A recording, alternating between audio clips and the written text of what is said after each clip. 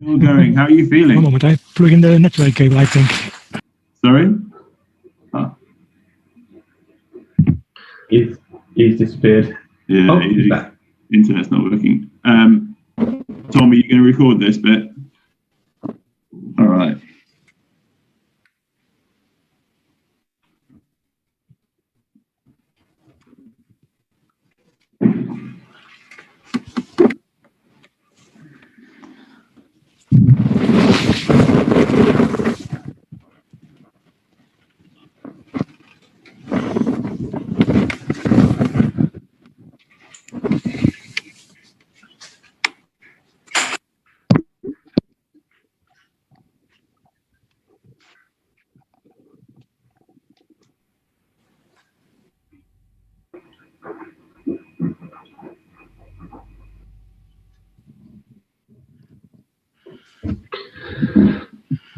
All right.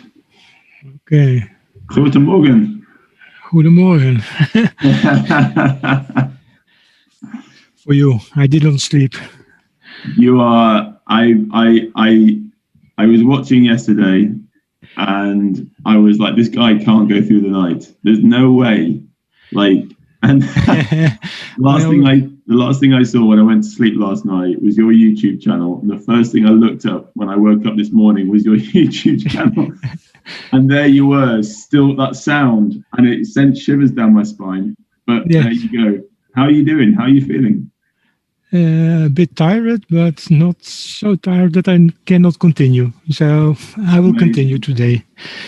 So just tell everybody what you're doing and how far you're in and what you're planning to do. I do it alone, and I am at 190 kilometers now. Yeah. And I will continue as long as it goes. And your aim is to get to the end of 346 kilometers? Yes. Which you think you'll do sometime this evening, right? Yes, I think at 10 o'clock, something around that. 10 o'clock? Yes. You might have to have a special broadcast for that. Okay. Yes. And I mean, look, so you actually do a few marathon rows, don't you? It's not the first time you've embarked on something like this, but that doesn't diminish the achievement. I did 10 times 24 hours. 10 times. This is your. So you've done 10 24-hour rows before this one, yes. Yeah, amazing. So, yes, yeah. But is this your longest row, continuous row? Yes. That's the next challenge. This is the next challenge. Yeah, well, yeah. I'm really pleased we're able to give you an event to do it at. Well, look, I don't know how long. What's your schedule like? How long do you have a break for each time? Because I think you do it in 10-kilometer chunks. Yes, and normally I do 45 to 55 minutes over 10 kilometers. Yeah. And the rest is rest time. So I'm at 10 kilometers an hour on this moment. So about 10, 15 minutes break. Yes. I mean, Dan and Owen here, they're both coaches at London Youth Rowing. And, okay. They're getting kids into rowing from all across London. But, it's in much shorter chunks, guys, right? Nothing quite like this. Yeah, a little bit shorter. Yes. It's for old men. How older you get, how longer you do trainings are. So. This is really impressive.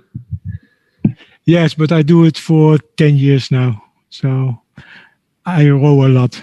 And also cycling, and I have a rowing bike. So how can you sit in the same place for that long? I have movies to watch and music. And there's a chat behind the live channel. So I get messages from people everywhere. So yeah. No, I've been looking at your messages on your YouTube channel, and it's there's always a constant stream of people saying sort of hello and yeah. Still going on. Yes, still going on. Yes, yes. But I did it for my wife because I sit here alone, and she wants to check if I am still going, and that's why I started the live channel. Right. Now you have do you find you have? I know you certainly have a friend in Lucy from Tees. Yes. Who is doing Race the Thames as well, and she put us in contact. Yes. Obviously, she's up in the north of England, and you're in Holland. Do you have sort of friends and followers, and dare I say, other crazy people who do these marathon rows from across the world? Yeah, I did the 24 hours. I did never alone. So never alone. No, most of the time we are with 2 or 3 people who are trying to do that. Okay. Most of them do it one time, but there are people who do more as one time. Yeah. So, yeah. Well, perhaps if you keep your channel, or maybe if you keep the Zoom open today, yes. You can do it alongside us, and we'll always be here to cheer you along. Okay. It's fine. Yes. Okay. Yeah. No, it's inspiring to see. It really is quite amazing what you can achieve. So, yeah. 9,161 calories. And 20,500 strokes. That's a big pizza. yeah. More as well. Yes. What do you do eating your rest in between each 10K section? Sorry, what? You eat when you're kind of resting in between the 10Ks? No, during the race. Continue small pieces and drink a lot of cola. Yeah. It's better as energy drinks, because if you drink too much energy drinks, it's not good for your stroke. You can drink not that much. You could, right. So your choice of drinking, I did see the bottle of Coke beside you, and that's your experience the best. I have a 6-pack here, so that's amazing. Yeah, that's brilliant. Yeah, amazing. Morning, Richard. Morning, Richard. I'm good, thank you. I'm just going to introduce you to Andre, who's a gentleman from Holland who's doing 346 kilometers in one go, solo. He's mad. Yeah. Yes, a bit. But I do the rest also. Well, you're certainly carving out a story for yourself. So yeah, no, congratulations on what you're doing. It's really inspiring. Yeah, okay. Maybe the next time someone will join me. Yeah, well, exactly. Side by side, but no, we have. I think our closest is we have one guy who's doing the 346, but solo, but spreading it over the whole week. Oh, okay, yeah. So, but he's also trying to do a full-time job as well. Also a lot of rowing. Yes, it is. Yes. Yeah. Although he wants to cycle some of it, and because of our rule that a bike is only worth a third of the distance. Yeah, but it's a different movement. So it's better. It's easier. Yeah. Sometimes it's hard to stand up. If you row 1 hour, it's hard to stand up. So I think it's better to cycle 1 hour then. Yeah. I think where I live, it's not quite so easy to stand when you've been cycling because we're not in Holland. Yeah, okay. Until my wife and I started cycling, we didn't realise we lived on a hill. Oh, really? Well, we're in North London. You couldn't really tell, but we've got a hill. Must be 1 in 8 around the corner from us. So we have e-bikes now to take you up. Yeah, well, you get 80% of the effort that you would ordinarily, but you don't have to cripple your knees. Yeah, okay. Going up these hills. It's a bit of a shame. I mean, I could get to the top of that local hill, but my wife couldn't. And then when I got her first e-bike, she overtook me. Yeah. So I've got one just so I can slow down to her pace. Yeah. Well, I'm sure the 3-to-1 ratio rule might have to be extended if you're on an e-bike. Yeah. I think you'd have to do 3-to-1 and then subtract 20%. On the other hand, here's a thought for you, right? My water rower, which you can see here, right, which is it's probably 10 to 15 years old now. I bought it secondhand and I had to repair it. But I found in 30 minutes regular use of that in the past, I could do 5 kilometers. Concept 2, I could always do 6. So there's a difference even between these machines. Okay. Yeah. I mean, I could take some water out, I suppose, but it's just about comfortable. It's just I got used to doing less. You know, when the gyms were open, if I went to the gym and I went on a Concept 2, about 28 minutes to do 6,000 meters compared with 5,000 on this one. Really? I didn't know that. Okay. Yeah. But I got my 10. I got my 10K. Yeah. Hey, okay. Andre, we'll keep the Zoom open. It'd be great to see you. Yeah. Okay, but I put the network cable back in the live chat PC. So maybe the connection is not so good, but I leave the chat open. Yeah. Okay. Fantastic. Yeah, okay. Yeah, great stuff. Thank you. Thank you. All Yeah, right. bye-bye. Take care, Andre. Well, I've got to start mine now, so I'm going to go on mute. Yeah. No. Crack on. Have you got anybody else in yet this morning, or are we just the first early risers? There's one other. He's just dropped off for a minute, but he might come back. But yeah, well, one of my colleagues has run to work already this morning, so there you go. Okay. Yeah. No. Yeah. Same as my wife, actually. She was in early this morning as well. So yeah. So we're cracking on.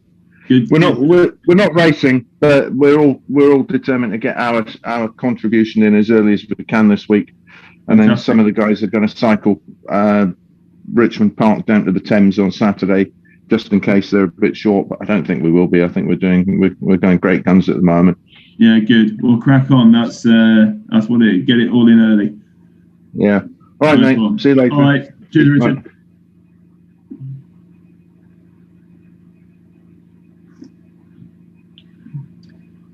Crack on, boys. So he's only stopping for 15 minutes in between each 10K piece. So, like, every hour he's doing 10K. Yeah. Wow. Where is he? You feeling like you should get on an ergo down and try and keep up? No. Yeah.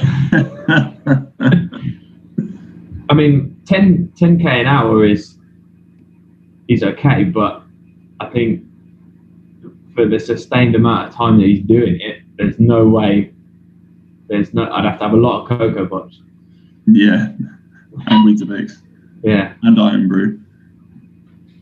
And all of it. I haven't had Iron Brew for a long time. Oh, that's it. On the way to work, I have to get myself some Iron Brew. That's it. Well, there we have it. I mean, that's the great thing about this event. We just come across some amazing people. There he goes. Is he in the boathouse? Yeah. So if you look on his YouTube channel, you can see the boats behind him. Yeah. And I think they must have a. I mean, look, rowing in Holland, parts of it is quite different to. He's rowing on our Zoom chat, but not on his. He's just got a loading wheel on your computer. Yeah, I saw that. Yeah. Maybe I need to refresh it.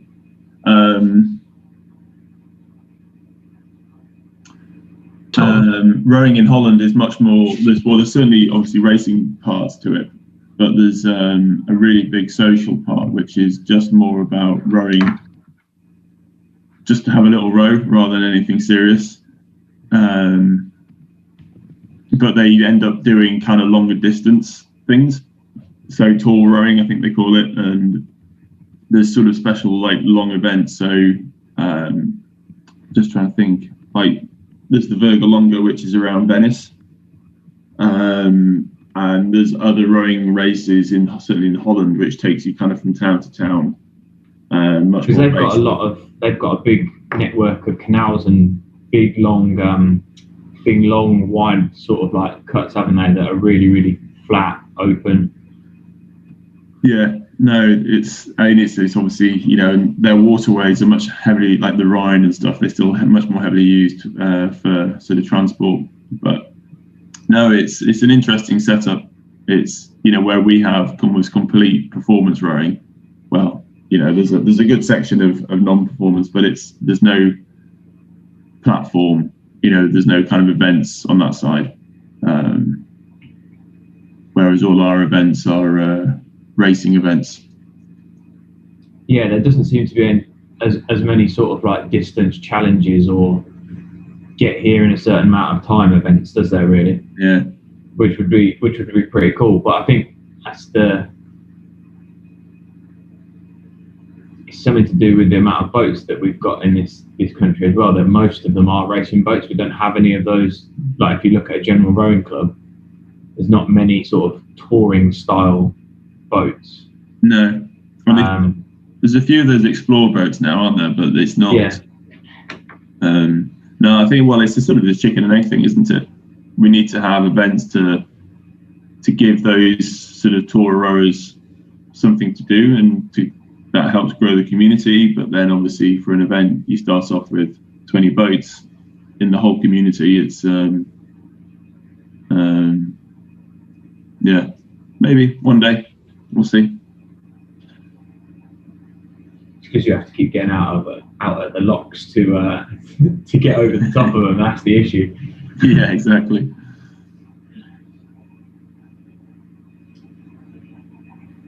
Just need to get good at running, Dan. You'll be fine. Just out, run, back in. Have you seen those videos where they literally throw their sprint kayak off the jetty by the lock, and they're literally running off and diving into it as the boat is moving away from them? Yeah. Absolutely mad. And that's in the fine kayaks, like the ones that flip really easily. Yeah. So have you seen the Seller? Yeah. It's a kayak race down in Spain. Amazing to watch. Absolutely amazing. Like, it's quite a shallow river. Like, there's some rapids, not rapids, but you can kind of steer through it. But how big's the start? Like 1,000, 2,000 boats?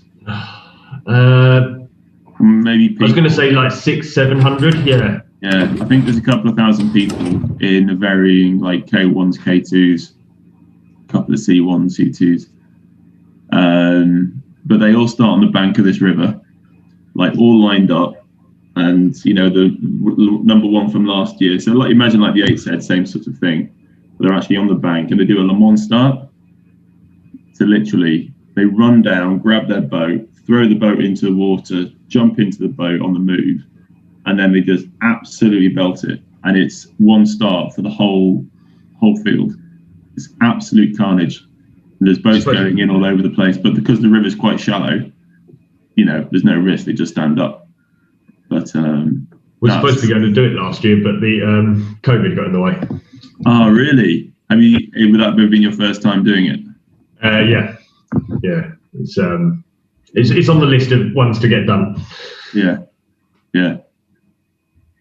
No, it looks. When we did Regatta London, I was really gunning for that sort of start, like all on the foreshore, and then be all through that first bridge. Yeah. 600 boats all through that first bridge. Whoa. That would be. Yeah, but that first bridge is Putney, so you got like 4 arches to choose from. Yeah, it'd be fun. No, it's. So what do you think it's like being married to Andre? Okay, honey, I'm just off to do an ergo. All right, I'll see you in a few days. Peaceful. Peaceful. You can see in the background of his Zoom thing their boats different style to our race boats. Yeah. So the more the deeper hole, the touring boats. Yeah. No, they're good. I think mostly, I think every boat club in the UK should have a Skerry or a couple of touring boats. We always used to. I used to live in the Midlands. Come from Stourport Boat Club, which is my hometown boat club.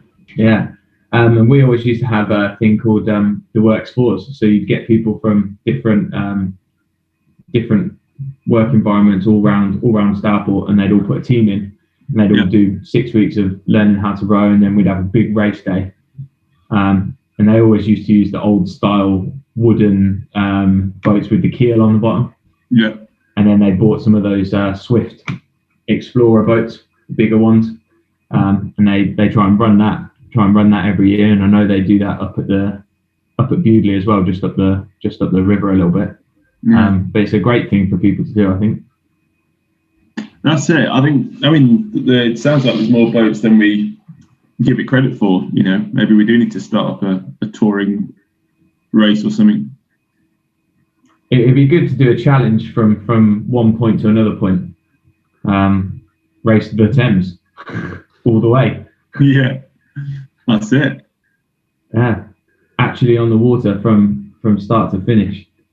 And you could take your tent in the boat and just get out and camp outside Tower Bridge. Yeah. I dare say it's a bit more of a logistical challenge to arrange than this Race the Thames, but yeah, possibly.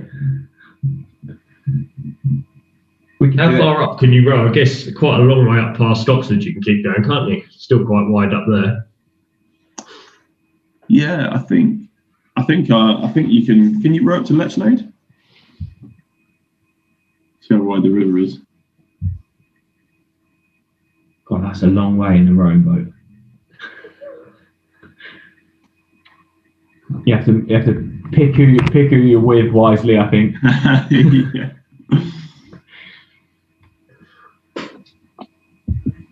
Sounds like something you just test out, Dan. Yeah.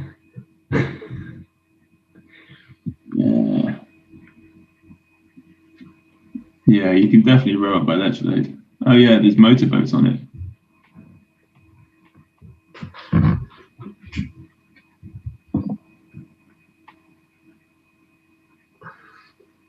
I think it gets a bit windy from there. That's the thing, isn't it? It's not like a straight line to down by me in Gravesend. It winds a lot, so you end up looking at a landmark or looking at something for a long time before you actually get to it. Yeah. We did. You don't find that on the tideway anyway. Even kind of earlier on the tideway on the Thames, I find you see a bridge and you think, oh, that bridge is only 500 metres away, and then it seems like 20 minutes later you're still going. Because you're not going quick enough, mate. Oh, is that what it is? Yeah. Done wrong my whole life. What you need to do is get yourself in a rowing boat where you can't see the bridge because you're going backwards, and then it turns up quicker. Yeah. So I'll get out my kayak. Yeah.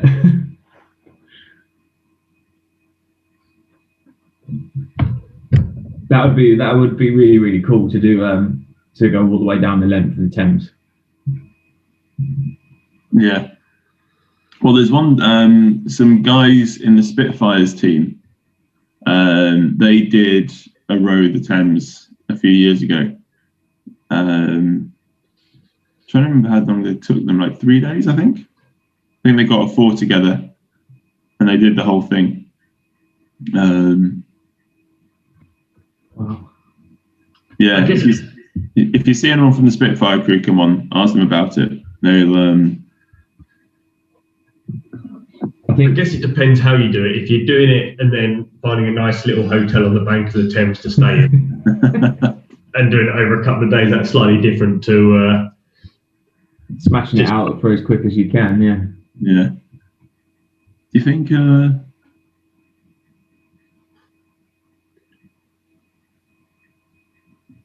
I sense a mad idea coming here. You couldn't get as far as the North Sea because you'd need to change boats. I think I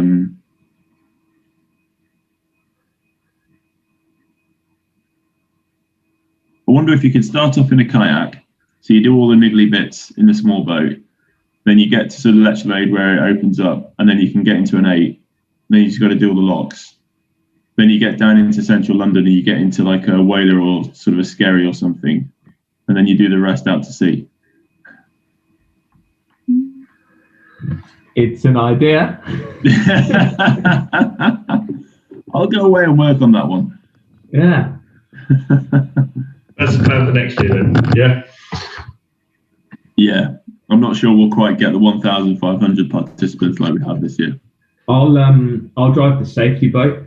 Yeah.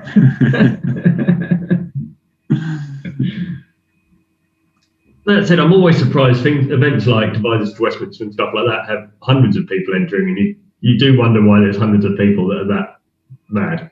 Yeah.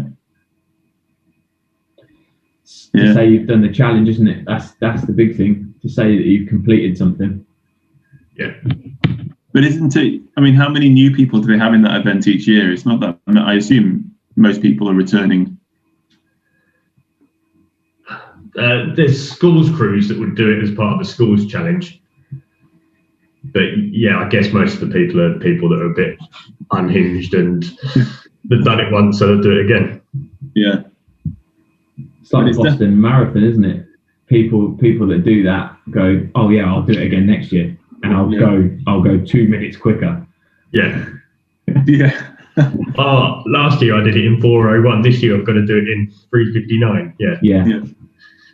And then you first time for our team. Yeah, it's the first time for our team this year. So there's 8 of us. What, doing the Boston Marathon? Oh, not the Boston Marathon. No, your event. I'm not talking about anything else. And what, are you going to come back next year? I should think so, yeah. Oh, that's good to hear. Depends on whether we can still walk next year. Sorry, say again? Depends on whether we can still walk this time next year. Yeah. I'm sure you'll be just fine. It's well, next year we'll be looking at hosting or doing it like we did last year. So having the real Race the Thames event at the Copper Box, as well as having an online event. So depending on which challenge you want to do, then we might be able to actually meet in person as well. You want to talk to Niall Farris then, because he's the guy that encouraged us to go in for this year. I think we'll have a lot more confidence at the end of this week than we've got at the beginning as well. Well, if it's your first time in an event like this, it does. Yeah, it takes a fair amount of pushing to get you in. But once you're in, you actually realise how achievable it is, and then you sort of the challenge becomes something to relish rather than fear. Hello. Yeah, well, that's good to hear. Yesterday was the longest I've rode on this water rower. I've got to do the same again today. I'm on the way now. So it's not presenting any great challenges. I could still walk. Went out and walked 4 miles yesterday evening. How far are you going each day on the ergo, Richard? How far are you doing? I'm going to do 10 kilometres a day, which is around about an hour on this. I was saying earlier on, it seems about 20% less distance over the same time as the Concept 2. Yeah. But 10's fine. And the boredom threshold seems to have passed with having this Zoom conference call. Good. Yesterday's hour went in a flash. Well, we had some real characters on that Zoom call yesterday. It definitely helped having a few people around. I think always in the past, when I was sort of doing long ergos, the only solution was loud music. But even then, it was a real slog to try and get through, if you're counting up the hours. But with friends around, it's always a lot easier. Well, you were talking earlier about that landmark and focusing on it. I've got 2 3-pin plug sockets on the wall that aren't getting any closer.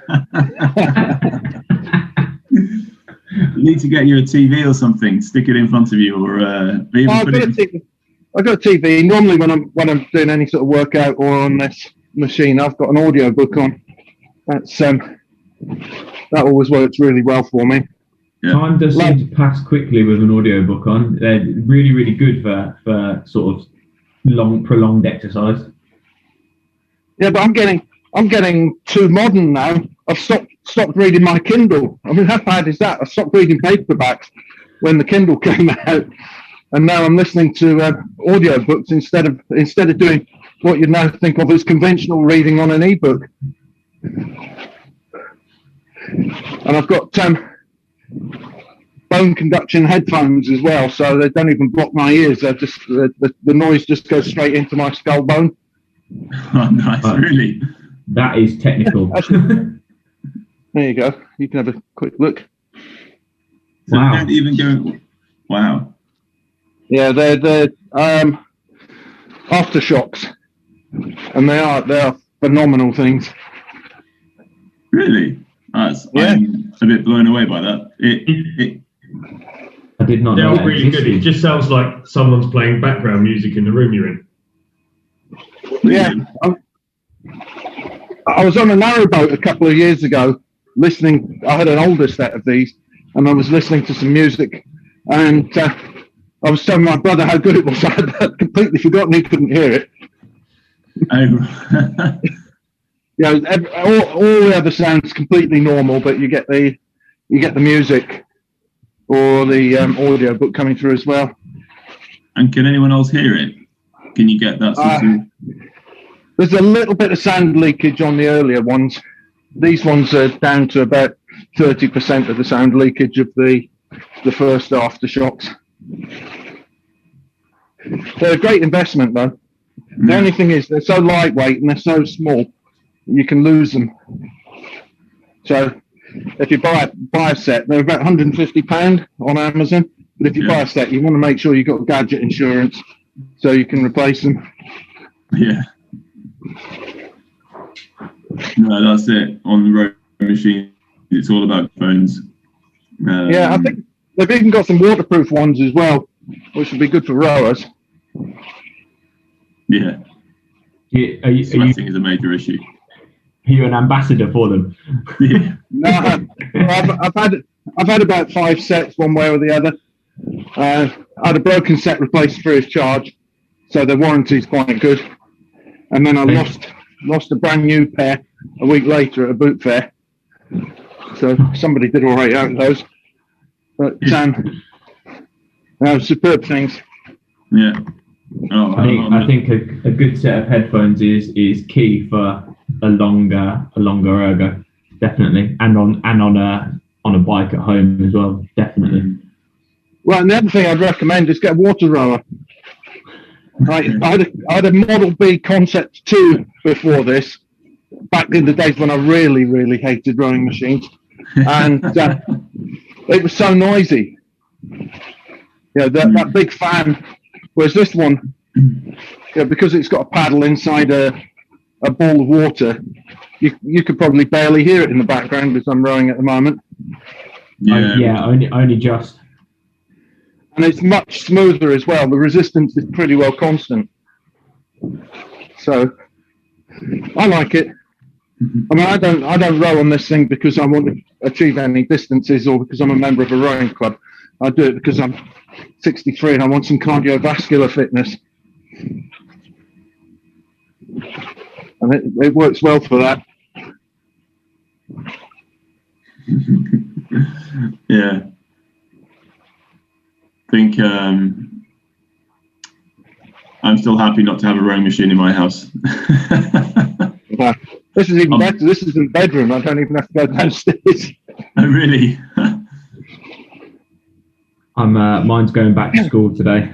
I'm not keeping it. Yeah. I've done my bit of ergo work for this whole year. It's going back. Yeah. I'll just stick to the bike. That's it. Stick to the bike and the paddleboard. So you're cycling this week then? Yeah, we've got and then divided by 3.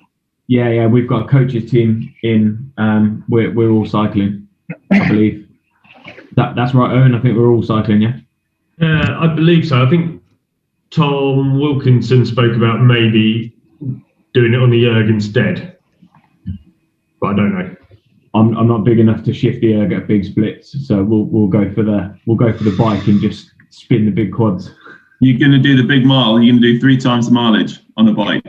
Yeah. We're only doing the 72 though, so it's not too bad. Yeah, Okay. It's fine. It was a bit disheartening yesterday. I did 10k And then when you look at it on the thing, it's like, oh, I've only done 3.3. Yeah. Felt quite hard work. Yeah. All that sweat. It is funny how these things compare, though, because when I first heard of this event, I was thinking, yeah, cycle it, be dead easy. Even tell them I've got an e-bike and take 20% off. But then somebody got a bit smart, didn't they? And they realised that bikes are much more efficient. Yeah. Yeah, well, quite rightly. One of the funny things I've discovered, I seem to burn more calories according to Strava and my Apple Watch when I'm walking than I do when I'm on this rowing machine over the same period of time. Yeah. Yeah, I don't know how it calculates it. It's I'm not sure it's how scientific they are when they're, because it's all just guesstimating, isn't it? So Rich, do you have a heart rate monitor on when you're doing it, or is it just? I do, yeah. I'm currently at 123 beats per minute according to the watch, which is down on yesterday. I must be getting fitter already. I think it takes a good 20 minutes or so before your pulse really starts to go up. But yesterday I was averaging about 130, 132. It must be easier in the morning. I'm not even breathless. Yeah. Got fitter overnight, clearly. Yeah, well, it's tempting to step the pace up, but I know I can do this if I carry on at this rate. I've got another 3 of these to do after today to do my share of our team's effort. And, as I said yesterday, I don't want to get an injury. Yeah, that's the thing. It's really tempting, isn't it, when you kind of think it's fairly easy to start with and you can go, oh yeah, I can go a little bit harder, but then you really pay it later on. Yeah. This is, I've never been an athlete. Pace has always been my thing. Get the pace right and you can carry on. I mean, I tell my kids at school to pace themselves all the time, and I will be the first one to get on the ergo or get on the bike and do the first 2 minutes flat out and be in the hanging on for the rest of it. So I would pace yourself and get quicker through the week, I think is the way to do it. I had a friend many years ago, and I'll tell you how long ago it was. I was 18 at the time, and he was a colleague. He was just pushing 60, and he was a middle distance runner. He had 5 world records for his age group. But Jack always had a couple of bits of advice, and one of them was the hardest bit about any training is putting your tracksuit on, right? Which is true. And then his other one, when I started trying to do a bit of running, he said, don't worry about the speed, just aim to run for an hour. He said, what will happen if you go out and you run for an hour, after a while you find you're getting home a bit sooner and you're having to run around the block. So then you start to extend it. He said, it's all about time when you're doing distance stuff. The longer you can run, the faster you'll get as you carry on doing your training. So that stood me in good stead. I'm trickling along at 30 strokes a minute at the moment. I know I can do 35 for 10 minutes, but it's uncomfortable, and it's a bit ungainly, and I lose a stroke here or there, and I think that's the point where you pull a muscle or do something stupid. So it's not worth trying, not at this stage of the week. Well, there's that sort of tallies with my old coach's mantra, which was just miles makes champions. The more you do, doesn't matter really sort of how hard you do it, but just got to do the miles. But that would also make Andre probably the Olympic champion 10 times over. So, yeah. If he wasn't going to be locked up when he's finished. Yeah. Yeah.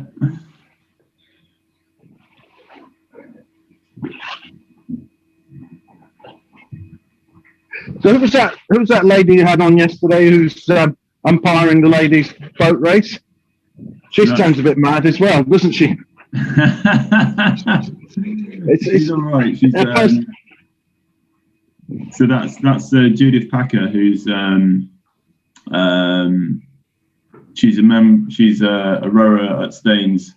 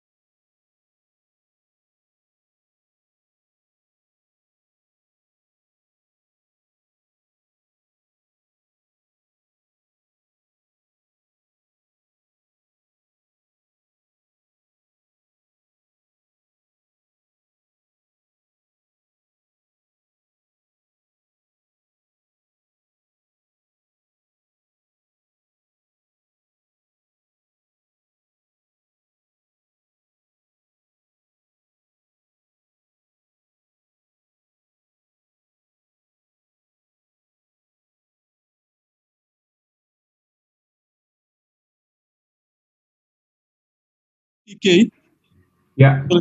just under an hour. 30K in just under an hour. Yeah. That's good effort.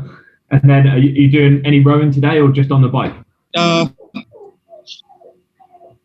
think I'll be doing after the 30K, then I'll jump onto the rowing machine. Yeah. Wow. Get cracking. Good luck with it. Yeah. So as you can see, I've just twist the camera around. I've got the rowing machine. Oh yeah. We can see. Yeah. So 30K on the bike, and then how far on the rowing machine? I'll try to do an hour on the rowing machine, so they'll take me about.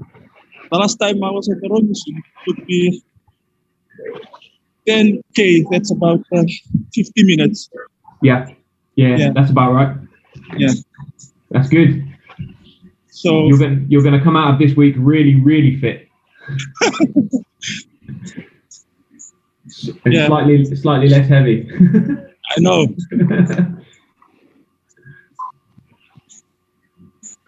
So far so good. Yeah, good. You crack on. You get spinning those legs. I know. Thank you. Yeah, when you think about the amount of work over the week, it adds up, doesn't it? Yeah. He gets those extra couple of desserts in, and it helps.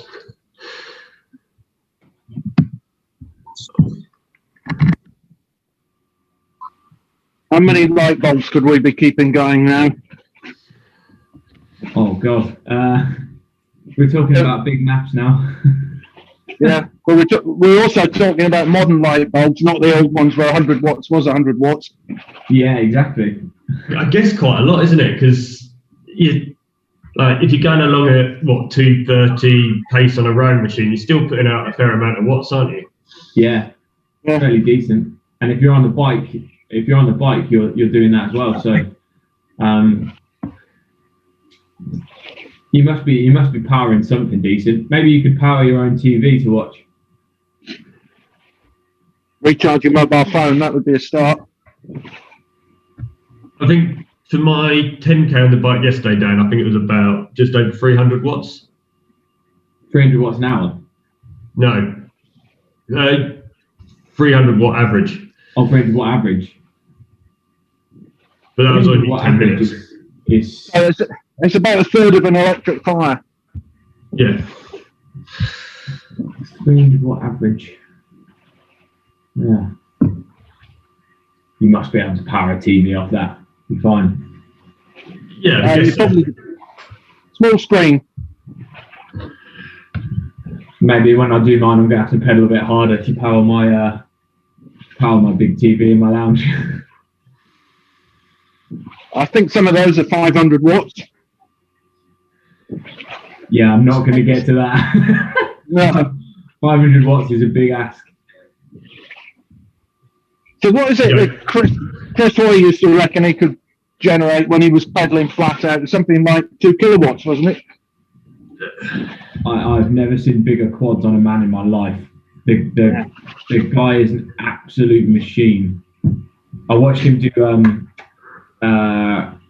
they do that thing on Rollerpalooza, don't they, where they're on the rollers, and the thing looked like it was the frame looked like it was gonna tear itself in half as he went off on it. And he was in a pair of jeans and a t-shirt, and he just looked like he was gonna destroy the thing. The guy's an absolute machine. Mm. Have you seen the German sprint cyclist? I can't remember his name, but he makes Chris Hoy look small. There's a guy that makes Chris Hoy look small. I think he's got 31-inch thighs. Jesus. Whew. Some big legs. Morning, Rob. So he'd need 2 pairs of jeans just for his legs, wouldn't he? Yeah, pretty much. Yeah, pretty much. Well, I don't think you could buy them, did you?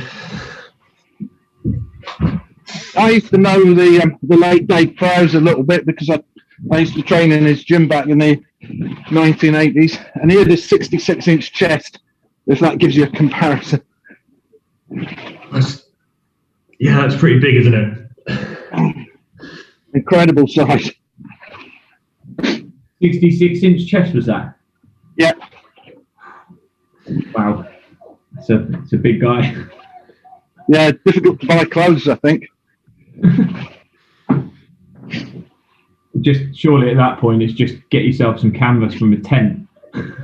Just put your arms through the door hole and the window, and just wear that as a big what's that thing called? Big poncho. Yeah. A blanket with a hole in it. Oh, he got his outfits free though, didn't he? He had that Darth Vader costume, and he also had the Green Cross Code Man costumes. Yeah. He'd have been all right in this event. Fancy dress. His cape was a bit long for the ergo though. Yeah. And he'd have to stop looking and listening, wouldn't he? So what's Elijah up to today? How far is he going? He'll tell you now. I'm going on so it's just under 9 minutes now. I've done 5K. So I'm going to be trying to do 30K for just under an hour. Then after that, if I still have the strength and energy left, then I'll jump onto the rowing machine for another hour. Nice. So which team are you with again? The Army team with the 3 Reg RLC. 3 Regiment RLC, yeah. So far so good. Second day. And what challenge are you doing? You're doing the 346k, the whole thing, right? Yeah, that's correct. Yeah. Nice, good. Yeah, we've got some competitive teams coming in from the 29th Regiment. Yeah. They're only doing the 72k, but I think they've got a big squad and a small gym, so they're just trying to do a big hit each one. Yeah. I mean, it's the same for us here, sir. So we've got the gym, we're minimizing coming inside. So it's, if I have to come in and come and do this, we have to come in pairs. Yeah. Yeah. No, good. So is this part of your kind of normal training plan for what you need to do in the Army, or is this sort of a bit extra? This is a bit extra because we got a couple of months ago, we got an email from a staff sergeant who was organizing this. He was looking for teams to join him. And I said, yeah, so my name down. So here am I. So it's a bit of extra motivation. That's good to hear. And who was it? Was it? Did he say it was Robinson? Staff Sergeant Robinson, who got you guys involved? That's correct. Yeah, that's him. Yeah. Yeah. Okay. So we've got him to blame. Yeah. When is he coming on the Zoom Ergo to do his session? I'm not actually too sure because I came in and I've got my partner in there on the road bike as well. All right. He looks like he's spinning his legs quick. Yeah. Yeah. Well, it's a pleasure to have you guys here. It's a real honour. So, yeah, crack on, mate. Thank you. Thank you. Right, I'm going to go jump on a skier. I think with 3 of us now, we've got plenty of people to host. So I will sign off and sign back on and do my bit for the Power Avengers. All right, we'll see you in a bit. All the best. All right, mate. See you next time. Thank you. I'll be back in a minute. I won't be long. Yeah, but I'm nearly done. Oh, you're nearly done. One kilometre to go. Yeah, 1 kilometre to go. And same time tomorrow. I hope so. Yeah. Good stuff. Well, look, rest up, fuel up, and we'll see you in the morning. Cheers for now. All right, take care. All right, see you in a minute, guys. Yeah, see you in a bit. Yeah, see you in a bit. Bye. When you get down to do your first one, Rob? 12 o'clock. What's the plan? Just gonna go for about 15 to 20k. Nice. And then come back in. So you're going to do yours in 2 stints, Rob, yeah? Yeah. But outside, yeah? Yeah. Yeah, I'm going to start mine at school today. Okay. Yeah, split into 2, just so I have something else to do. Yeah. How's it been this morning? Yeah, not too bad. Fairly quiet. Yeah. But my computer just wanted to restart then. Turn that off. Yeah, people are waking up. Can you see Andre, Rob? Yeah, I can. Yeah. Yeah, he's on. What was he on? Like 190 kilometers. He'll be finished about 10 o'clock tonight. He's been going straight through. No way. So 10k an hour and 15-minute rest. So he's probably nearly 200k now.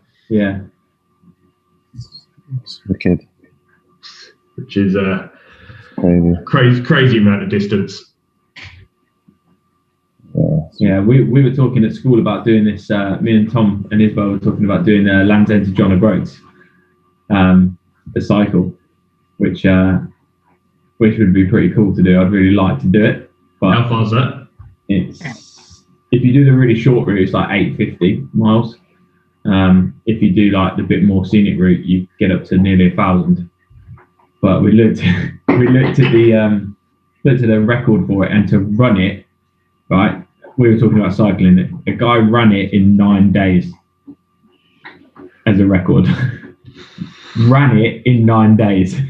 Wow, that's strong. He must have done John O'Groats to Land's End downhill. Yeah, definitely. So yeah, I really like the idea of doing it John O'Groats to Land's End because it's closer to home. Don't really fancy going the other way. The cycling record's pretty quick, isn't it? I can't remember. Yeah, it's under 2 days. I think it's 47 hours or something like that. Yeah, it's just insane. I don't know how they were going that quick.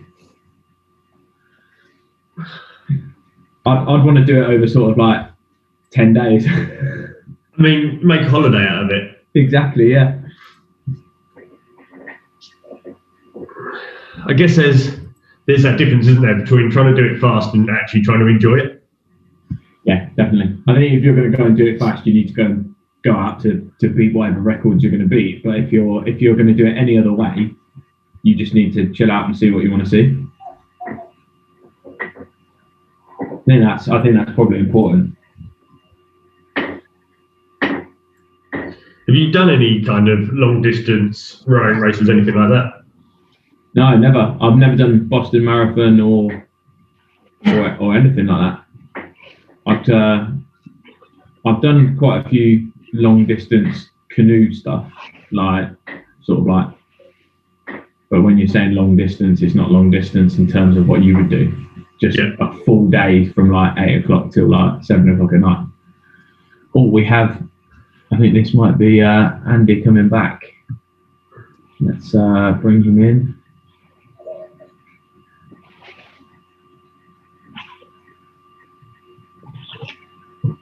Oh no, it's not. Who's this? Hello, Mr. Zoom user.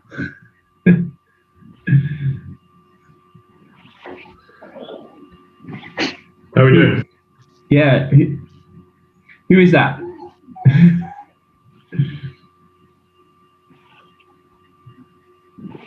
You're muted. Unmute. That's better. That's Hello. better. Hi, Dan. Hi, how are you? I'm good. You're our race marshal, I think. I'm Pete from the Power Avengers. Hi, Pete. How are you? Very well. My first time jumping in on the Zoom, so it's good to see some people training. Brilliant. And Andy's coming back in a minute as well. We've got Andre. I don't know if he's on at the moment. His video seems to have stopped, but he's doing the solo. He'll be done by about 10 o'clock tonight. And we've got Richard's nearly done, and Elijah's in at an army base doing a bit of cycling. What are you doing today? I'm going to be doing a ski erg, so I'm right here. And I'll probably just be chipping away for the next hour or so. So I'll mute myself. Andy said maybe keep the sound on, see if it works. I can always pause and stop and mute it if it doesn't work. Yeah. Yeah, there we go. How far do you think you're going to do in an hour? Probably about between 11 and 12k, depending on how hard I work. You must have some decent sized arms. Yeah, kind of. I think we were talking about this last night on the Zoom call. I think I've only ever done 500 meters on a ski erg, and I think I nearly died. Oh, they're horrible, no doubt, horrible. But everyone's working. It's good to see Elijah working hard. Hello, mate. Yeah, I know. What about it? Are you on a watt bike there or something? Yeah. Cool. On a watt bike, he's going to jump on an ergo afterwards, apparently. Yeah.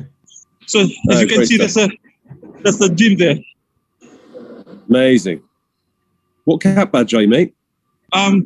Logistics, RLC. Yeah, RLC. So you know Emma Lum? Yeah.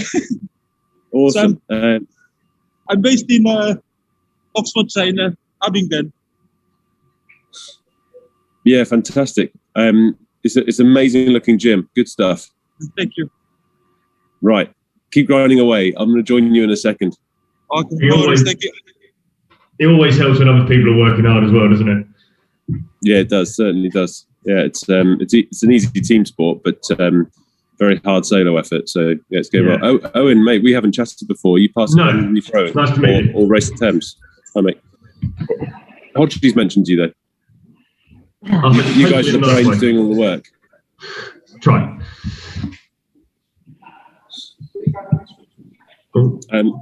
Right, guys. I'm going to get set up in some kind of way and give this a go. It's quite daunting. Yeah, good luck. All the best. That there. I don't know where best to Probably set from up. the side view would be good, yeah. Something like that. Yeah, that works. What, you're going to come into it from the front, yeah? Actually, I've just heard that this thing isn't actually coming through my earphones. It's coming through the iPad.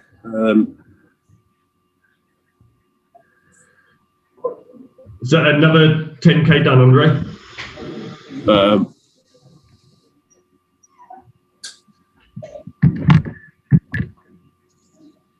That's better. Technology is great when it works. Yeah, perfect. Let's go.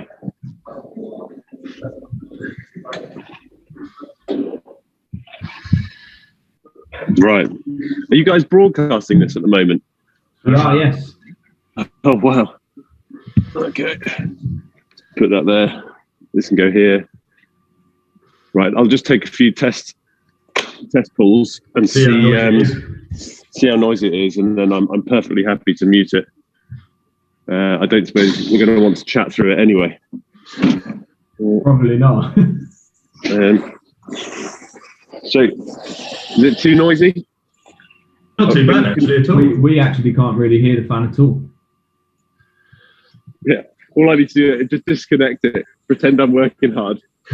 Yeah. But so I can do this and chat. Is there any need for me to chat? I will do if you want, but it would be a bit like those. You work hard, that's fine. Okay. It would be a bit like those Zoom ergs, I suppose, that British Rowing have been knocking out. Yeah, very similar. Very much so.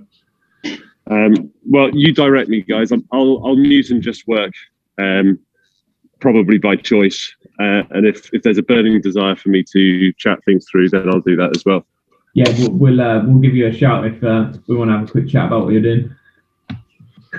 All right, cool. In which case, I'll mute for now and shout me if you need, right? Yeah, cheers, Pete. Good luck. Maybe Richard, you just finished your distance? Yeah, I just have. I did the full hour, so 10.5. Oh, yeah. Good effort. Well so held on. Now I'll show you what you do with the water rower when you're finished. So there it is. One hand. And that's it. Done. Nice and easy, nice and neat. I might have lied a bit about its footprint. It's a bit deeper than I said, but it's not taking up much space in the bedroom. nice bit of modernist wood going on in the side rather than a big clunky metal ergo. Yeah, but you can see my amateur repairs. It's a lot of money for a new ceiling strip for one of these things, and you have to dismantle the whole of the water bowl from it as well. And I figured if I was going to do that, I might as well buy a brand new one. But that's it works, doesn't it? Yeah, exactly. Well, yeah, it took a week or so of trial and error to get enough silicon sealant to stop it leaking, but I haven't changed the water in there for probably 10 years now. It's that's the job. Don't drink it. No, you put a bit of washing up liquid in when you first put it in. It's quite good because it goes frothy the first time. It makes you think like you're working harder because you've turned it into froth. Yeah. Oh well. Anyway, that's my second day done. Good. Thank you very much. Yeah, I'll see you guys tomorrow, if not before. I don't think I'm going to rush to come and get another 10k in today. I think that's me for now. Thanks yourself. Yeah, good luck with the rest of the day. Good. Thank you. Cheers, Richard. Cheers, bye. See you later. How you doing, Andre? Is that 200k done now?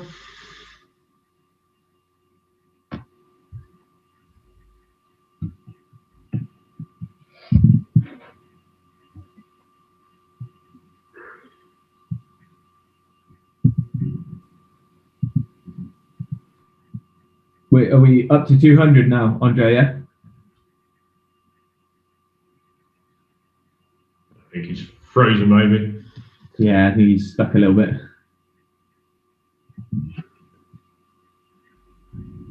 I'd be stuck if I'd done 200k as well. Yeah, I'd be stuck in the same position on the I wouldn't be able to move.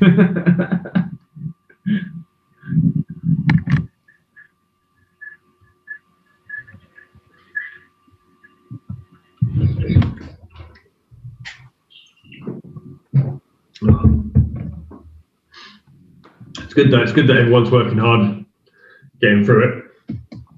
I haven't actually looked at the results today to see where all the teams are. No, I did have it up a minute ago. I'll want me to give you a quick rundown of who's at the top. Yeah, go on then. Save me opening it if you've got it. Yeah, hang on. We're relying on my technology.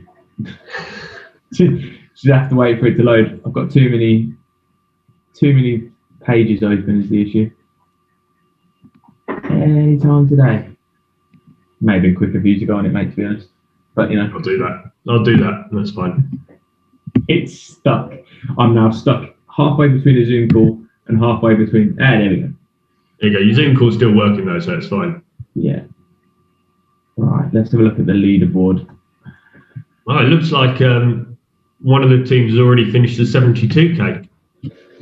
To be fair, if it was that Imperial College team going at 117.5, then yeah. Yeah. No, it's the Expat 18. And then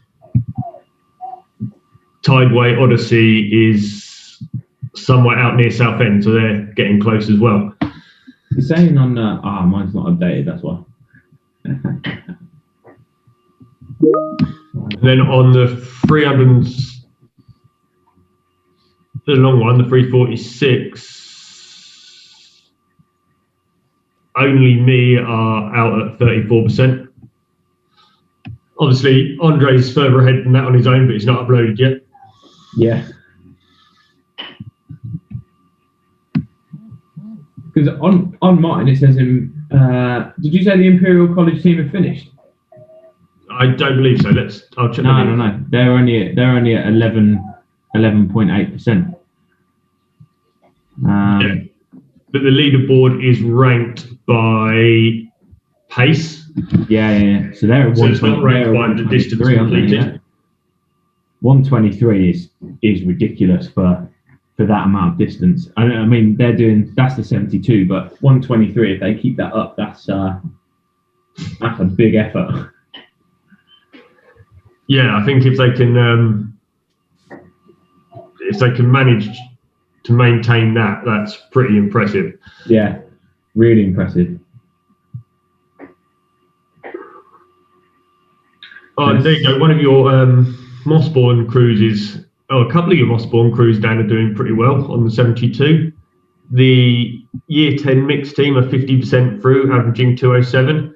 Yeah, that's good. Good. There's a parents team up there as well in fourth, averaging 2.9. Yeah, and the other parents team is just behind, so that's also some good going. Is that just you, Owen, that's done the London Youth Rowing Riding one? Is it only you that's put in? It's only me. I'm keeping us up the top of the board. So you've paced at a 1:59.4, which is good. We're up there as well. Yeah, I think I guess that because we're doing it on bikes, that will drop down fairly quick. Yeah. So what have we done? 3:33.3. Yeah. God, the parents of the Mossbourne. I know the Year 10 mix. They're already through 36,000 meters. Good effort. And on the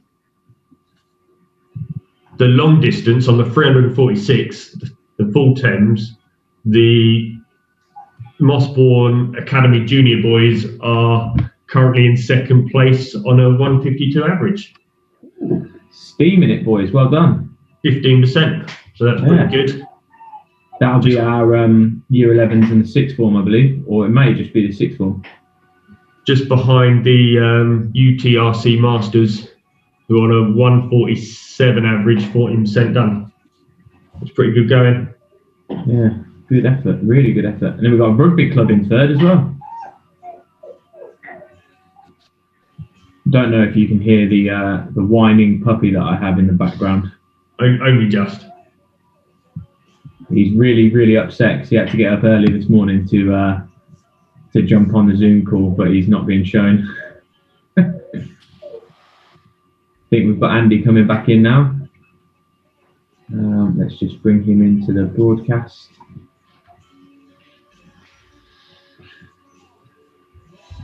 There he is, back in.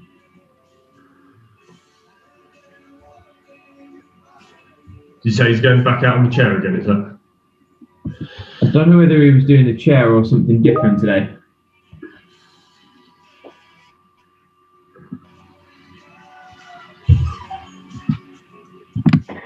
No, it's good. It's good having the map and being able to see where everyone is. It's great that there's teams that are really kind of working their way down the course.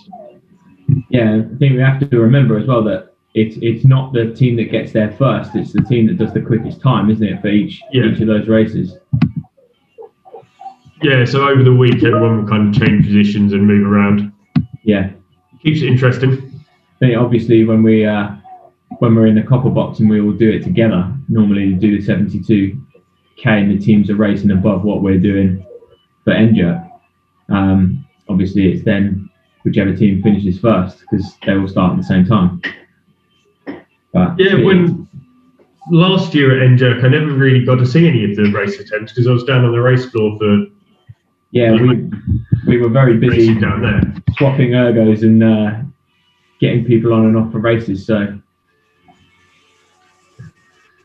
missed quite a lot of it. But it's good to see it happening and everybody doing so well. Oh yeah. It'd be amazing if you could have kind of this many teams doing it in the same place, wouldn't it? It'd be quite incredible. Yeah.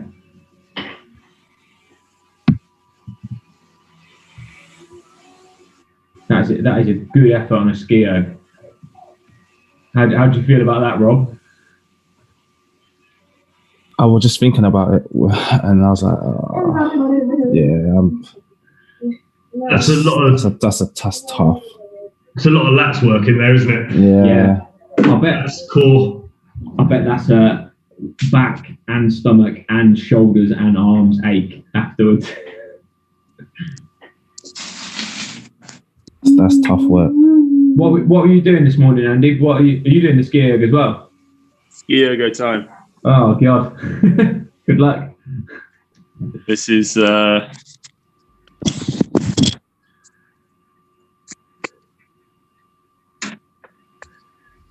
don't know if you're going to be able to hear it if I go. No, we couldn't hear Pete's when he was on earlier. Okay. Oh no, we can definitely hear yours. Oh, yeah. Your one's definitely louder.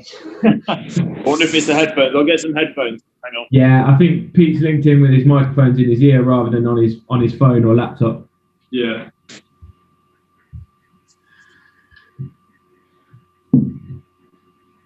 Yeah, so I've never actually been on a ski erg. I've kind of seen a lot of people use them. I had a go when I had a brief trial at CrossFit, and it wasn't for me. Put it that way.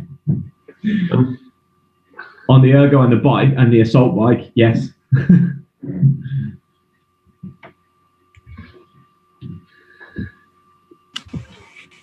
I guess it kind of depends what muscle groups you're used to working as well, doesn't it?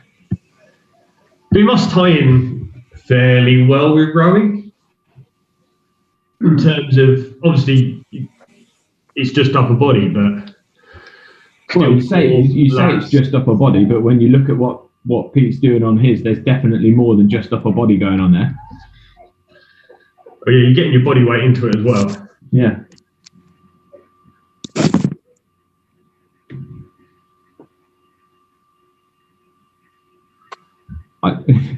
I can see a disaster happening here, Andy, with a cable. Yeah, I'm not sure this, unless it's literally sitting right here. Health and safety. Health and safety. It's going to be another cape incident, isn't it? We're just going to see you disappear with the handle straight off the screen above us. Is this one? What's your plan distance-wise, Andy, or is it just to get some stuff done? Don't know. So how does that sound? Yeah, loud. Loud. Yeah. Okay. All right. I'll just, I don't know. I'll beat myself.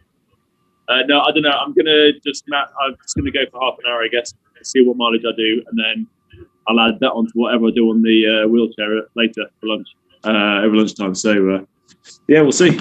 Don't know. See how quick you are. See how quick I am, exactly. Yeah. If I can I know Pete does about.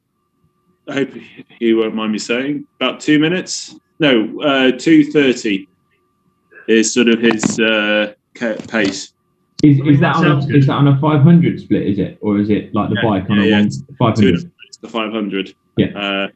But bearing in mind that's literally arms only, like he's doing it there. Yeah. You know, if you're standing up and you can kind of use your body weight, you can kind of get down to sort of 2 minutes and below. But yeah. It's I better crack on. I'm already late. He hates me. Yeah, go for it. Right. It looks hard work. Yeah, I think it is. I'll tell you in half an hour.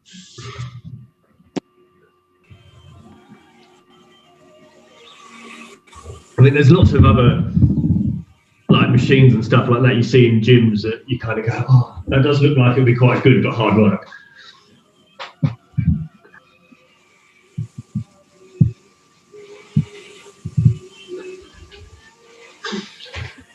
So have you got your route planned out then, Rob, for your cycle later? Yeah. You're just going to go and see where you end up? I've taken Tom's route, haven't I? Oh, okay. So okay, so that'll be quite nice then. Fairly quiet, fairly open. Where's that? Rubber Hive, sort of road. It's a long road. Right. I'm just gonna go for it. Fair enough. Do as much as I can in an hour or so. Roundabout each end, isn't it, Rob? So yeah. Hopefully not too much traffic and you don't have to slow down too much. Yeah, gonna try and get the zoom on at the same time. Yeah. Be careful zooming and driving. Yeah. Have you got a like map on your handlebars or something like that then? Yeah, I have now. Purposely bought for the Race the Thames. Nice. Good. So let's see how that goes. Got a quick question, Owen, from somebody, and you or Rob may be able to answer this. Just had an email from somebody. Is there a lag time between results being submitted and the leaderboard being updated? Somebody's posted a walk this morning and somebody's posted a run, but their league position numbers haven't changed since 7 last night. I didn't think there was, but we can check into that. Yeah, I didn't think there was a lag on it. I thought it was as you upload it, it should update. Maybe they haven't updated their page from last night. Also, I think Toothy was doing some work on the system just to make it a little bit smoother this morning. Yeah. I don't know if that's going to just stop stuff uploading straight away. Okay. Can I interrupt this one? Yeah. Since I've come off mute, is it too noisy for you guys to talk, or is it all right? No, that's fine. Yours is not making any noise at all. Yeah, it's just cool. Andy's that's noisy. Yeah. I promise I'm doing something. We can tell you're doing something. It looks hard. Horrible. I mean, even if you disconnect the fan, just doing that's hard work, isn't it? Just lifting your arms up and down. So it's good with others. Good with others. My point on your conversation is, I made a mistake yesterday, and what I didn't do for like a 30-minute workout, I forgot to put 0 hours into that box when logging it. So I clicked submit and then just turned it off. And much later realized that it hadn't gone in because I hadn't clicked 0 hours. So maybe it was that. Yeah, could be. I'll go back to this lady now and give her that as an option. Yeah. See if she's done that. I only saw it came up when I re-logged on. It came up with a red warning saying you haven't filled all your boxes in. Yeah. Anyway, that's a good shout. Well done. If you just forward the information over to me, I can check on the system as well to see if the results gone in. So yeah, I'll send it to you now. Do you want it in Teams? Teams, email, whatever's easier. I'll just do a screenshot of the email I've had you. Yeah. And check, Owen, that you haven't seen one of my push workout from yesterday. Check that it hasn't gone in twice. I don't think it has. The reason it might have is because I messed up with that, not adding 0 hours for the first time I submitted. Woo. You all right, Hodgie? Yeah, cool, man. This is not pleasant. Currently doing 240s. You know, it's this is the first time Andy and I have done a training session together since before Rio. Yeah. Wow. Yeah. It's how the numbers have changed. Yeah, exactly. Not on the same scale as you guys, but every time you get on the ergo now as a coach and think about what you used to do when you were younger, and you get on it and you're just so disappointed by the numbers. Yeah. I think a key thing to that is, just to manage anyone's expectations, is make your peace with it and be proud of what you did when you were young and in a full-time training program. Be glad that you did it when you could, and then be willing to move the goalposts. And if you do that, so if I'm sitting at about 230 now, and if I compared that to sitting, I mean, easily when we were fit, 145 for less effort than this. And if you compare directly, it'll get you down. But if you're proud of what you did when you did it, let that go, and then measure today versus yesterday, then it brings the same satisfaction as the 145s did 4 years ago. Quite nice and liberating. It's a good piece of advice, definitely. I think it's so easy to get on something and think, I could do this a lot better, or I used to be able to do this a lot better. But yeah, I think that's a really, really useful piece of advice there. Oh, we all age, don't we? A bloke said recently, this will sound a bit morbid, but he said the world is split into two groups of people, the disabled and the not yet disabled.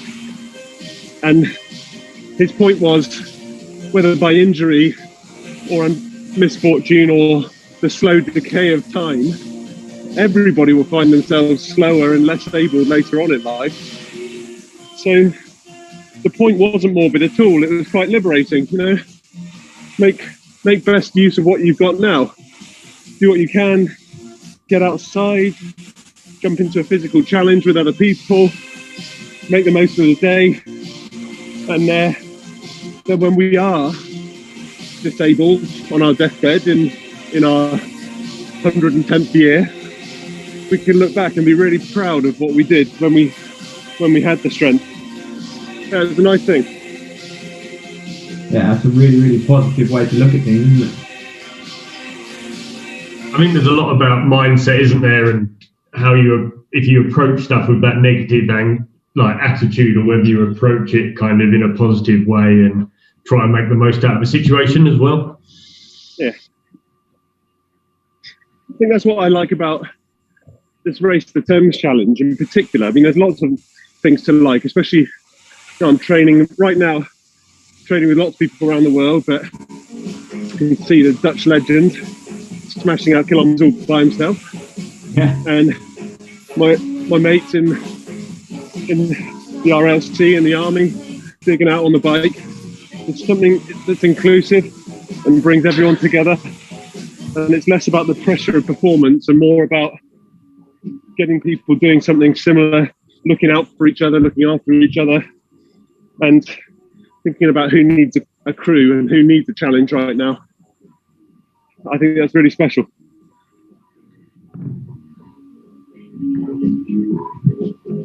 Yeah, definitely. I think being able to support other people through doing stuff as well is great. And I think that's why these calls are great, because just seeing other people working hard, other people going through that, I guess the discomfort of doing the distance is quite nice. That sounds wrong, but I think you know what I mean.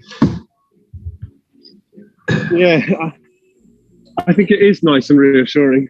So I think it's wrong to see comfort as the aim in life. You know, it's easy to be comfortable. You know, you just stay in bed and pull a duvet over you. But the aim shouldn't be to be comfortable. Being comfortable is where you need to be to recharge from the discomfort and from the stressful situations that you put yourself in on a daily basis, so that you can grow and help others. Definitely. And living is that uncomfortable stretching time where you're pushing yourself and a bit at your limit. And it's all well and good to be in your comfort zone to recharge. That's great, but it shouldn't be the aim. Because if it is, and you stay in it, then your comfort zone shrinks around you until it's just you in your bed and nothing else and no one else. And I really feel like in the modern world where some things get very easy, you know, ordering a pizza or clicking a film on Netflix, it's easy and quick and it's comfortable. And it trains us to think that that's the aim in life. And it isn't. All the highest performing people I've met and seen in the military, the defining feature is they seek out challenge and discomfort and hardship, and they grow to the size of mountains because of it. And don't get me wrong, they do rest, but they're amazing because they stretch themselves deliberately. Over. And it's that makes you kind of a better person and makes you who you are, isn't it? It's that ability to go outside that comfort zone and be happy with it. Yeah. Especially after the last year of everyone being stuck indoors, I think stuff like this for people to be able to go outside that comfort zone and do it together with other people is great, isn't it? Yeah.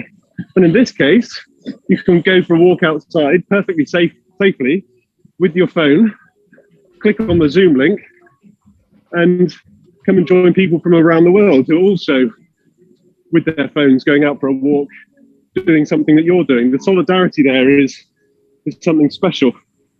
You realise you're part of something bigger, and that other people going through their chapters of life and their traumas and with their wheelchairs as well, whatever shape or form their wheelchairs come in. And the thing is, everybody's got a wheelchair at the moment. Everyone's going through some kind of change and challenge and hardship and readjusting and realizing that you're not going through that alone, and seeing and talking to the people that you're doing it with is very reassuring, and I think very character building, and very it's the route out. It's the route out of any slumps that people might be in. Definitely, and having people there to kind of help drag you out as well makes a massive difference, isn't it? Yeah, for sure.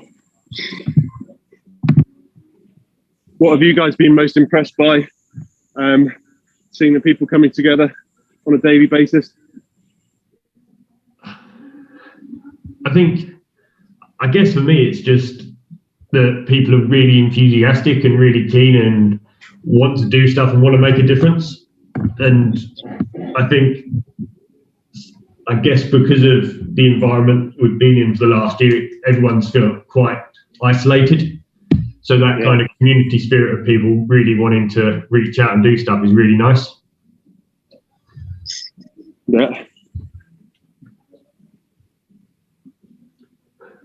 I think it's really great that even though some people have been furloughed, we've had like issues with people not being at work and stuff, that people are still able to support our charity and fundraise and do things for us when maybe they haven't got everything together at home, with the way things have been going this last year. So I think that's really, really great to see that people are still supporting us and want to donate to a charity when they may have been struggling for a while, which I think is really, really brilliant to see.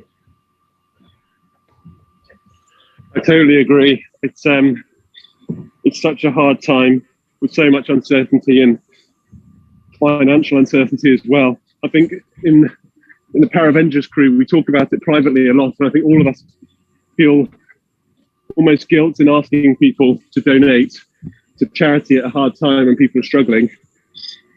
And the willingness to do so, to share what little people have, is incredible. It's truly incredible. And I think the act of giving, it also boosts your own self-esteem. The act of giving makes you feel good as well. It's a two-way thing, and it's amazing to see. We're humbled by everyone's generosity, and whilst people are giving, we'll do the fastest, hardest miles we can. I'm specifically thinking of Andy at the moment, and it's not just Andy, but he could have taken the easier option and jumped on a rowing machine, and this is bread and butter, just smashed out the kilometres like we used to on autopilot, but instead he's sitting down on a skier, doing it the hard way, and going out for pushes in the wheelchair to learn new skills and test himself and challenge himself.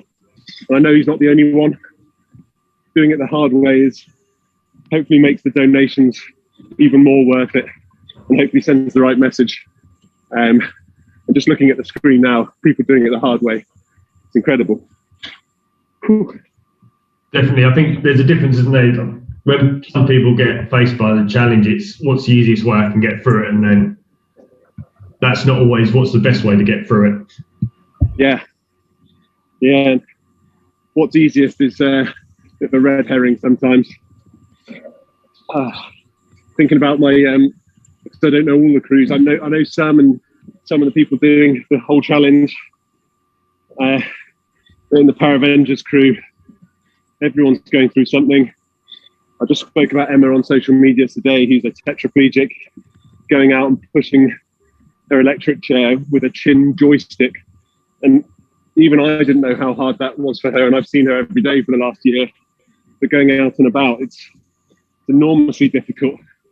We've got Stacey and Alfie in our team. They're missing a leg, one leg each, and they're putting their prosthetics on and going out for pushes on bikes. Alfie at the moment's nursing a stump injury and still going out and pushing mileage.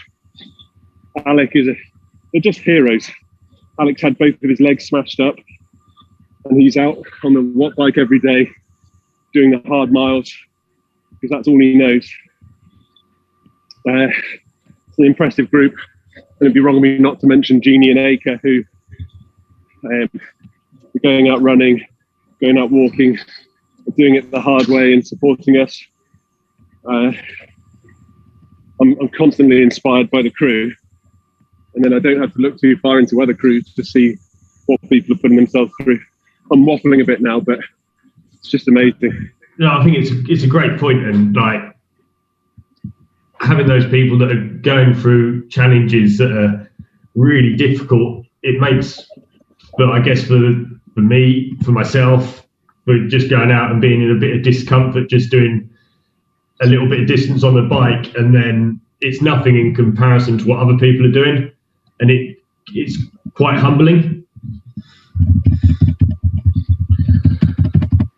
Also, when Pete's there doing all of his mileage and he's talking with this beautifully crisp voice, like he's not doing any exercise, it does make you feel a little bit bad. It's just literally smashing the skier, and it doesn't sound like you're doing exercise, but we can definitely tell that you are from on the screen. But it was a very, very well put point, very, very clearly put, without any sort of breathlessness in it at all. Thanks, I'm holding it back then. That's good. We're 28 minutes in, 229.9 average split. As I was talking, I was seeing my splits drop. So we're bang on for exactly 12k in an hour. It is hard work. So it's mainly, I'm lucky I've still got my lats. It's my biggest muscle group that I've got left. So this is lats, shoulders, triceps, a bit of biceps. And I don't have a core, so I can't.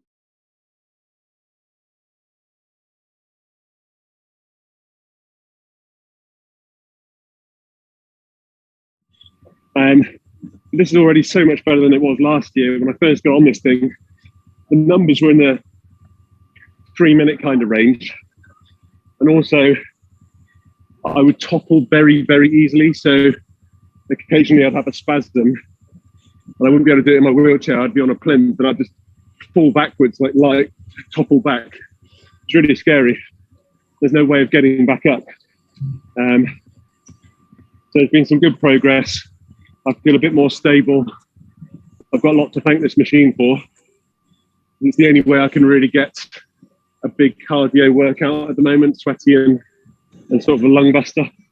Oh, 6k. But it is, I promise it's hard.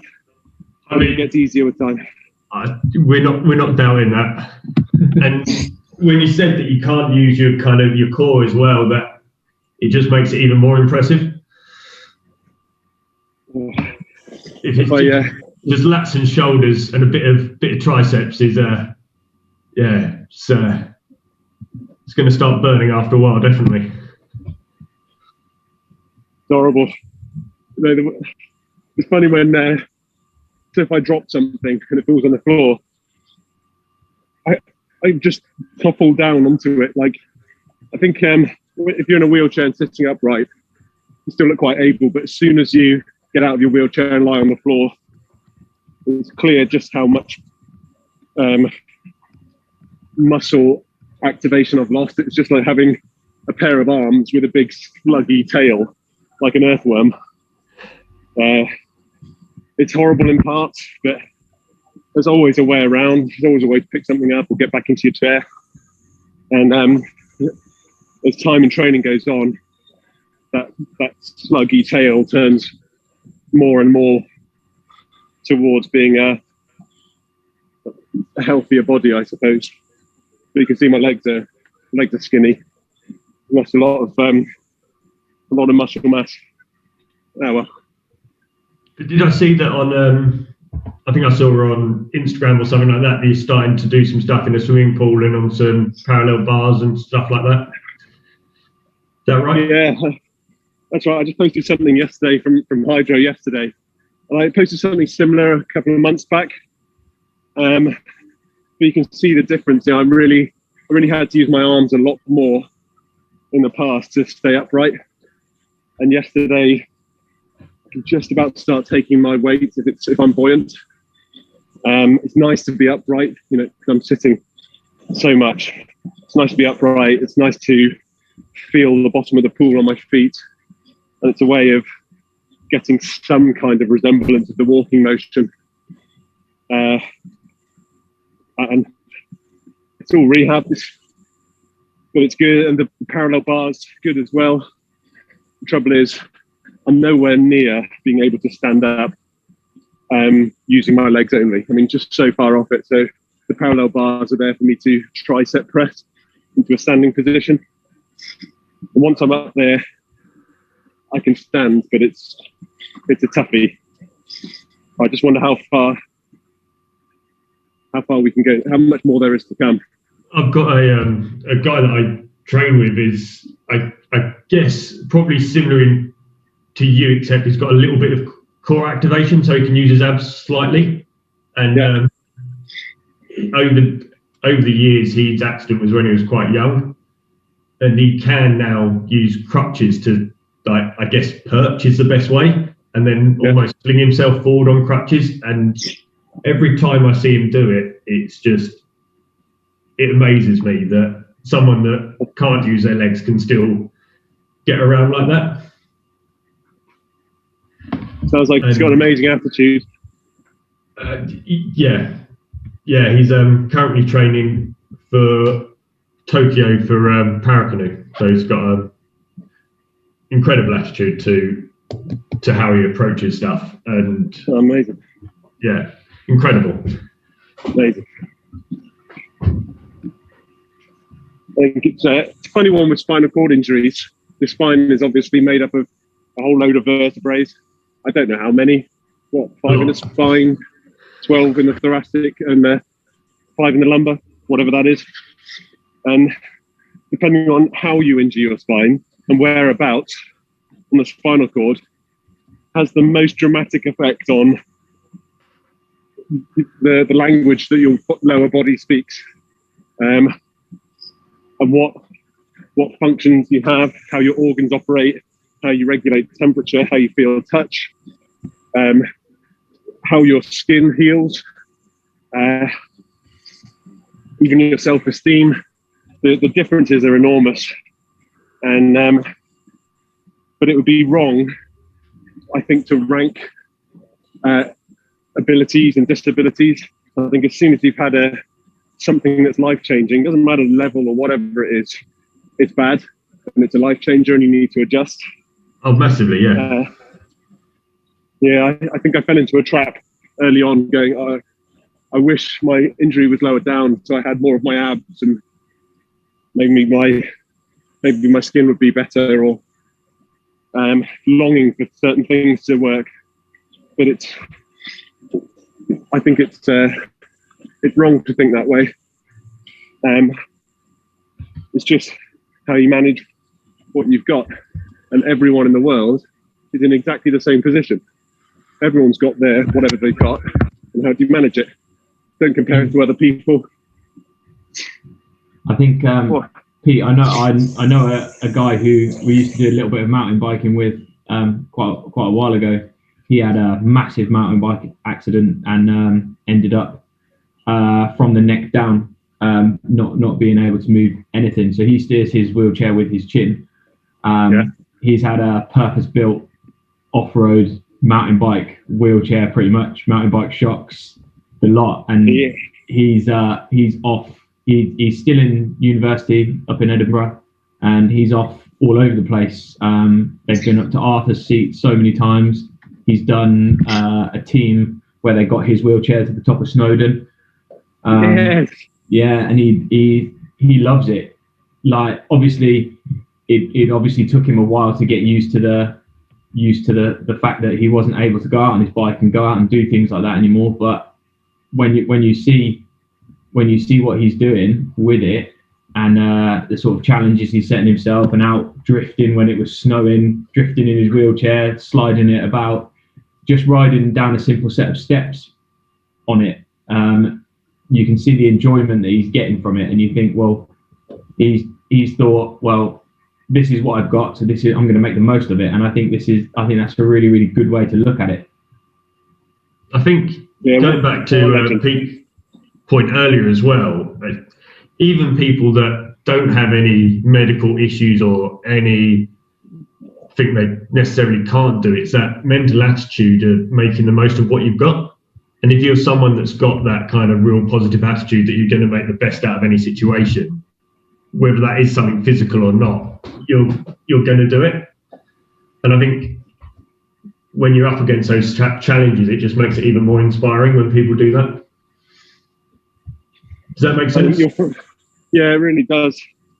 Because we all carry weight, and life isn't fair, life isn't easy.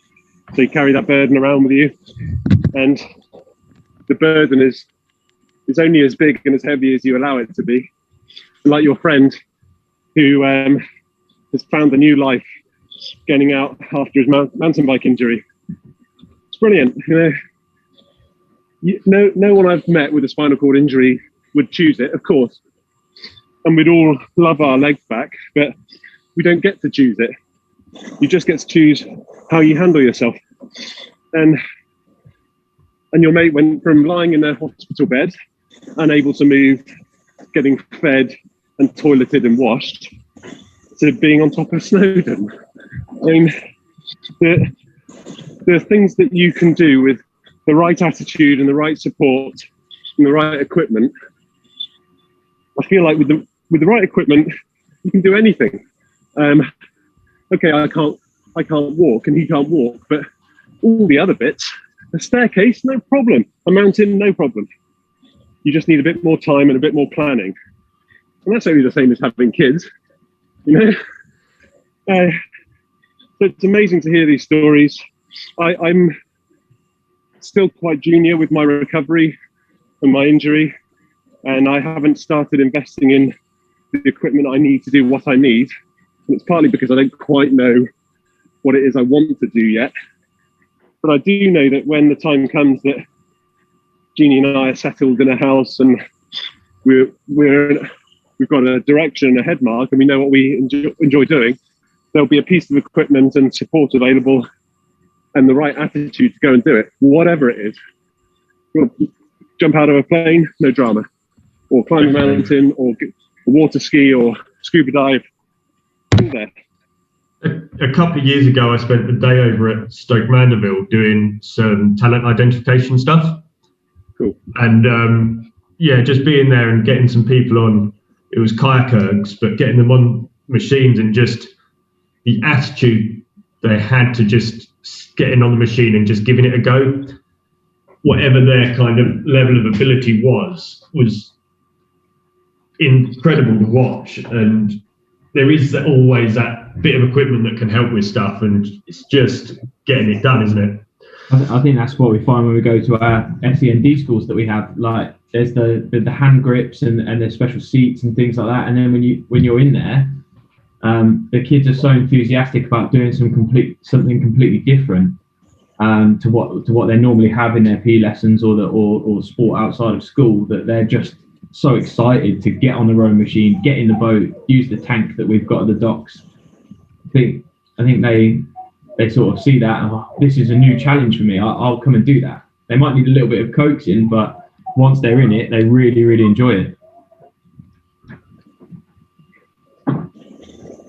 It must be nice to watch.